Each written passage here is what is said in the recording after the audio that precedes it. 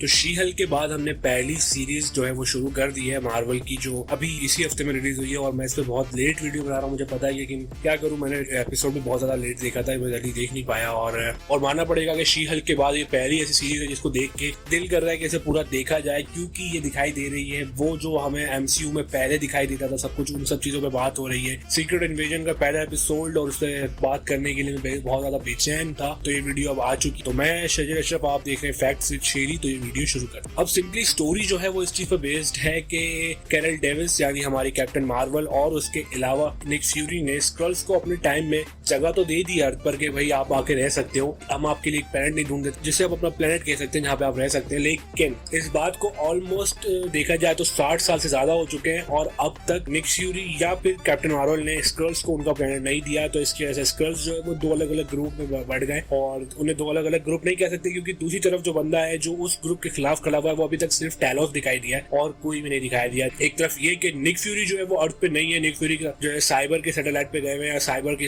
Headquarters में है, जो किसी और वजह से या कुछ और करने गए। आई थिंक अभी इसके बारे में सही से बात नहीं हुई है कहीं भी कि वो क्यों वहां पर थे और वहां पे क्या कर रहे हैं। लेकिन ये बताया गया कि निक फ्यूरी जो है वो एंड गेम के बाद से या इन्फिनिटी वॉर के बाद से बहुत ज्यादा चेंज हो गया। जैसे पहला निक फ्यूरी था वैसा निक फ्यूरी नहीं है। पूरे के पूरे एपिसोड में बार बार इस बारे में बात की गई कि निक फ्यूरी पहले ऐसा नहीं रहा है, निक फ्यूरी चेंज हो चुका है और निक फ्यूरी को रिटायरमेंट की जरूरत भी है। इस बारे में भी बात करी गई कि अब जो बात है वो निक फ्यूरी के कैरियर पर है और निक फ्यूरी जो है ये सब नहीं संभाल पा रहा था, उसे सब छोड़ के वही करना चाहिए जो बेहतरीन तरीके से कर रहा है। तो अगर हम पहले से इनकी बात, तो सीआईए का एक अंडर कवर एजेंट जो है वो मॉस्को में एवरेट के रॉस को बुलाता है और उससे बात करता है, उसे बताता है कि स्क्रल्स जो है वो बहुत बड़ा प्लान कर रहे हैं 3 जगहों पर अटैक करने का और उन्हें कुछ बहुत बड़ा चाहिए, ये एक इन्वेजन का स्टार्ट है। लेकिन रॉस इस बात को पहले मानता नहीं है, लेकिन फिर जब रॉस को वो दूसरा एजेंट जो सीबीआई का है वो कुछ सबूत दिखाता है और बताता है कि देखो ये सब हो रहा है, तब रॉस मानता है, उसे कहता है कि ठीक है जो भी कुछ तुम्हारे पास डेटा है वो मुझे दो और मैं आगे आके बात करता हूँ और देखता हूँ कि क्या कर सकता हूँ। इस दौरान में जो है उस एजेंट को शक होता है और वो उस रॉस पे अटैक करता है, उसे तकरीबन मारने वाला ही होता है। तब रॉस उसे गोली मारता है और वहां से भाग के निकल जाता है और निकलते हुए हमें दिखाई देता है कि एक और शख्स है जो रॉस का पीछा कर रहा है और वहां पे मारिया हिल भी मौजूद है जो रॉस के साथ वहां पर थी। और इस पूरे चेजिंग सीन को भी दिखाया जाता है। उसके बाद दिखाया जाता है कि जो रॉस था वो असल में रॉस था ही नहीं, वो एक स्क्रल था और वो जो डिटेल्स उसके पास थी वो चुरा रहा था ताकि किसी को भी इस इनब्रेड के बारे में या इस प्लान के बारे में पता ना चले। मारिया हिल को भी बात नहीं पता थी कि जो रॉस है वो असल में रॉस नहीं है, वो एक स्क्रल है। और जो दूसरा बंदा था जो उसका पीछे कर रहा था वो तालोस था। पहली बार तालोस को दिखाया जाता है और रॉस के मरने के बाद ही हमें, तो हाँ, इसका जो इंट्रो है वो भी बहुत अच्छा लगाया गया क्योंकि वो एआई क्रेडिट है और तो वो ज्यादा अच्छा लग भी रहा है, सीरीज को बिलोंग भी कर रहा है और दिखाई दे रहा है कि सीरीज के साथ वो मैचअप कर सकता है, इसलिए वो जो इंट्रो था वो बहुत अच्छा था। उसके बाद हम देखते हैं पहले ही सीन में हमें निक फ्यूरी अर्थ पे आते हुए दिखाई देते हैं साइबर से, और वो आने के बाद काफी तक लड़खड़ा रहे हैं या चल सही से नहीं पा रहे हैं। उसका सीधा सीधा इम्पैक्ट है वो पहले स्पेस में थे और फिर अर्थ पर आए, काफी टाइम बाद तो उन्हें थोड़ा सा मुश्किलात पेश आ रही है। मारिया है उन्हें पूरी कंडीशन बताती है कि कैसे क्या क्या चल रहा है। तालोस बताता है कि 2 अलग अलग ग्रुप्स बन चुके हैं और स्क्रल्स जो है वो अर्थ को इन्वेड करना चाहते हैं, उन्हें उनका प्लेनेट चाहिए, उन्हें उनकी पहचान भी चाहिए। तो निक फ्यूरी सारी की सारी कहानी सुनने के बाद थोड़ा अपसेट हो जाते हैं क्योंकि वहां पे भी उनको ये बोला जाता है कि तुम इन्फिनिटी वॉर के बाद से बहुत ज्यादा चेंज हो गए हो और हमसे मिलते नहीं हो, हमसे कोई कनेक्शन नहीं है, कोई राब्ता नहीं है। ये तालोस की सारी बातें थी। और उसके बाद निक फ्यूरी एक वॉक पे निकलता है मॉस्को पे और उसके बाद हमें एक पूरी सीन दिखाया जाता है जहाँ पे निक फ्यूरी एक एक करके लोगों को देखता है। पहले कपल दिखाते हैं जो आपस में बैठ के मूवमेंट शेयर कर रहे होते हैं, उसके बाद फिर एक बच्ची दिखाते हैं, फिर एक औरत दिखाते हैं। और ये सारा सीन जो है ये नोट करिएगा क्योंकि आगे इस एपिसोड में एक बहुत जबरदस्त चीज होने वाली है। फिर हम देखते हैं कि कुछ लोग आते हैं गाड़ी में और उसे उठा के ले जाते हैं। निक फ्यूरी को ले जाने के बाद उसे प्रेजेंट करते हैं सोनिया फेसवर्थ के सामने। सोनिया फेसवर्थ जो है वो एक और एजेंसी की हेड है और वो निक फ्यूरी को वार्न करती है कि जो चीज भी तुम करने आए हो वो मत करो और वापस उस जगह चले जाओ जहां से तुम आए हो, तुम्हारे रिटायरमेंट का टाइम हो चुका है। लेकिन इस सारे सीन में हम देखते हैं कि निक फ्यूरी उसके ऑफिस में शोपीस रखा हुआ होता है, उसकी आंख पर एक छोटा सा कैमरा फिट कर देते हैं जो लेंस वाला कैमरा होता है और उससे वो सारी की सारी उनकी बातें सुनने होते हैं कि मजीद सोनिया के आगे प्लान्स क्या हो रहे हैं, नजर रखने के लिए ऐसी बातें। और फिर हमें एक और सीन की दिखाया जाता है जहाँ पे हम जेम्स रॉड को प्रेसिडेंट के साथ बात करते हुए देखते हैं और बताते हैं कि निक फ्यूरी साइबर पे नहीं है, वो कहीं और वापस अर्थ पे आ चुके हैं आई थिंक। और वो बोलते हैं ठीक है उसे ढूंढो, हमें उसकी जरूरत है या उससे बातचीत करनी चाहिए। और फिर जेम्स रॉड जो है वो निकल जाते हैं। देन सीन दोबारा शिफ्ट होता है, फिर हमें दिखाया जाता है तालोस की बेटी को और हमें वो नई जगह भी दिखाई जाती है जहाँ पे सारे के सारे स्क्रल्स जो है वो साथ रह रहे हैं और वो जो उनकी एक लीग है या वो जो उनका प्लान प्लान है या जो भी कुछ वो करना चाहते हैं अर्थ को इन्वेड करने के लिए जो वो कोशिश कर रहे हैं वो सारी वहीं से कर रहे हैं, सब कंट्रोल कर रहे हैं। वहाँ पे एक और बंदा भी दिखाई दिया है जो इन सब का हेड है, वो है ग्रेविक। अब ग्रेविक की कोई ओरिजिन नहीं है, ग्रेविक कोई ओरिजिन कैरेक्टर नहीं है, क्योंकि ग्रेविक को इस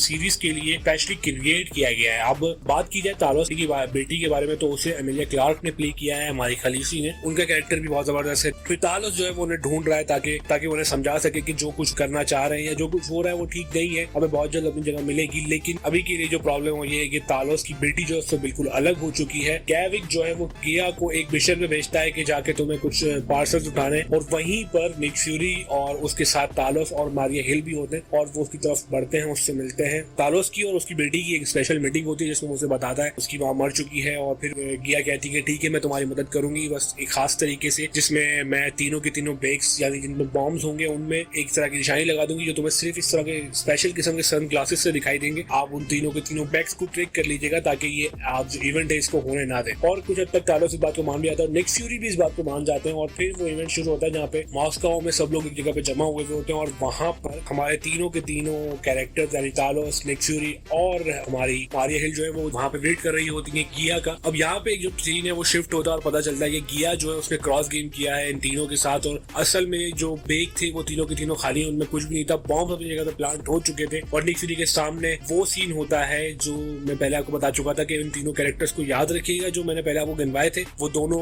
कपल्स जो आपस में अपने मूवमेंट शेयर कर रहे थे, निक फ्यूरी को उसी भीड़ में पहले वो दिखाई देते हैं, फिर एक सीन शिफ्ट होता है और फिर हमें बच्ची दिखाई देती है, फिर एक और लड़की दिखाई देती है जो निक फ्यूरी पहले देखी थी, और फिर उसके बाद हमें ग्रेविक दिखाई देता है, और फिर बूम ग्रेविक अपने हाथ से वो बॉम्ब ट्रिगर करता है और तीनों के तीनों बॉम्ब अपनी जगह पे फट जाते हैं और अफरा तफरी मच जाती है। और यहाँ पे पहली बार निक फ्यूरी जो है वो फेल होते हैं। एक में दिखाया था कि ग्रेविक जो है वो कोई नॉर्मल किस्म का विलन नहीं है, वो सब चीजों को पहले से ही बहुत कंट्रोल करके चला रहा है और वो जानता है कि कौन सा मूव कैसे होगा। और जो सीन हमने इससे पहले डिस्कस किया, आगे आने वाले सीन में पता चलता है कि ग्रेविक जो है वो निक फ्यूरी का रूप लेता है और मारिया हिल को अपनी तरफ बुला के गोली मार देता है। और वहां पे इस सीरीज के या इस एपिसोड के एंड में फिर हम देखते हैं निक फ्यूरी उनके पास बैठ के अफसोस कर रहे हैं। अब ये जो एपिसोड है, हालांकि ये एपिसोड एक पहले एपिसोड के हिसाब से बहुत अच्छा है, लेकिन हमें नहीं पता कि आगे सीरीज में क्या होने वाला है। 6 एपिसोड्स में से एक एपिसोड दिख गया है, 5 एपिसोड्स बाकी हैं। मुझे लगता है कि जिस तरीके से इस कहानी की ने पेस अभी तक नहीं पकड़ा है, जिस तरीके से इस कहानी की स्टोरी है, शायद ये 2 सीजन पे शिफ्ट हो जाए, शायद यहाँ हो। लेकिन अगर 2 सीजन में शिफ्ट होती तो इस पूरी की पूरी स्टोरी की जो बेसिक इम्पैक्ट है वो पूरा का पूरा टूट जाएगा। हालांकि इसकी ज्यादा हाइप अभी भी क्रिएट नहीं है, सबको नहीं पता कि सीरीज आना शुरू हो चुकी है और ये हर हफ्ते में आ रही है। पहला एपिसोड देख के मैं पर्सनली बहुत ज्यादा एक्साइटेड, और मैं देखना चाहूंगा कि आगे जाके इसकी स्टोरी किस तरह का टर्न लेती है और क्या सीक्रेट डिवीजन में मजीद होने वाला है। तो ये था इसका एपिसोड 1। स्टोरी बहुत अच्छी चल रही है, सब कुछ सही चल रहा है। निक फ्यूरी अब तक चुका है या हार चुका है नहीं पता, आगे इस चीज का पता चलेगा कि निक फ्यूरी मजीद क्या करने वाला है या क्या करेगा। तो